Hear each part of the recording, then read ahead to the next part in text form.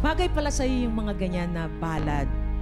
And always binibigyan mo kami ng heartfelt na performance. I think it is a beautiful handog mo para sa amin lahat ang ipinamalas mo sa amin ngayon. Lagi mong inaantig ang mga puso namin sa mga pagkanta mo. So thank you very much. Totoo ka, Mare.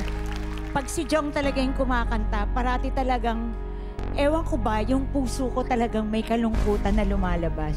Kala ko nga ang kakantahin niya yung kay Elvis Presley na Ain't Nothing But a Hound Dog.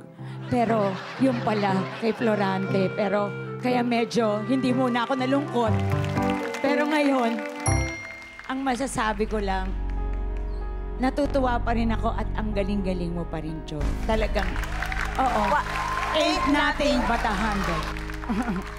By Elvis Presley. Matutuwa sa'yo si Elvis tsaka si Florante at the same time. Maraming salamat sa awitin mong yan.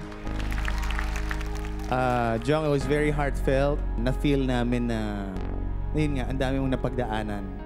Even before the clash, during the first clash, and then ngayon.